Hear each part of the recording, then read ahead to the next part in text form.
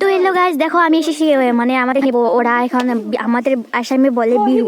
তো বিহুতে এরা জানুয়ারি খাবে, তো পার্টি খাবে এই ঘরটা।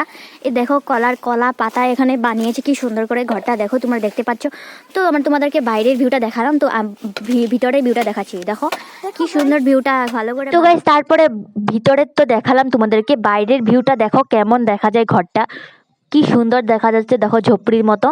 তো দেখো এখানে ঘরের মালিক মালিক ছোট ছোট ছোট বাচ্চা মেয়েগুলো বানিয়েছে।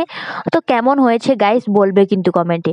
তারপরে দেখো ওরা বলছে অনেক কষ্ট করে বানিয়েছি, এখনো ভালো করে বানানো কমপ্লিট হয় নাই। আজকাল ওরা বলছিল যে আজকাল ছেলেগুলো বানাতে পারে, মেয়ে মানুষও বানাতে পারে দেখো। তো তাই আমি অবাক হয়ে গেলাম ওদের কাজ দেখে। তো গাছ উপরের ছাদগুলো ভালো করে বানানো হয় নাই, তো এখানে ভালো করে কমপ্লিট করবে ওরা বলছে। তো কতদিন যেহেতু স্কুলে গিয়েছিল, স্কুলের জন্য বানাতে পারিনি। তো বলছে ঘরটা এইভাবে এইভাবে এমন করে দিতে হবে, এভাবে এমন করে দিতে হবে। তারপরে দেখো গাইস ওদেরকে আমি বললাম যে ভালো করে সুন্দর করে বানাবে, তারপর আমি ওই ব্লগটা আমার অডিয়েন্সদের দেখাবো। তো ওরা বললো ওকে, যেদিন যেদিন খানা খাবো ততদিন তোমাকে ডাকবো ব্লগ করার জন্য। আমি বলছি ঠিক আছে।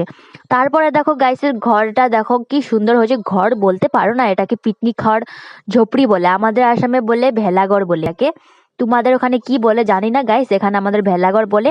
এটাকে কি সুন্দর করে পার্টি করবে রাত্রে, এখানে ডান্স হবে, নাচ গান হবে, খাবে। খাওয়ার পরে সকালে স্নান করে কি সুন্দর করে পুড়িয়ে দিবে, এটাকে পুড়িয়ে দিয়ে এই আগুনে সুন্দর করে শরীরটাকে তাপিয়ে নেবে। তো তাপিয়ে নিয়ে আশীর্বাদ চাইবে যে নতুন বছরে ভালো ভালো থাকি কাটি। তো এগুলো মানুষ কামনা করবে, মনোকামনা করবে, সরি। তারপরে এগুলো ওদিন তোমাদেরকে দেখানো আমি চেষ্টা করব অবশ্যই। তো গাইজ কেমন লেগেছে কমেন্টে বলো। তারপরে দেখো গাইজ আমি আমি দেখালাম, আমি তারপরে বললাম যে তোমাদের ঘরটা সুন্দর হয়েছে। তো গাইজ আজকের জন্য ভিডিওটা টাটা বাই, বা ভালো লাগলে কমেন্টে বলো।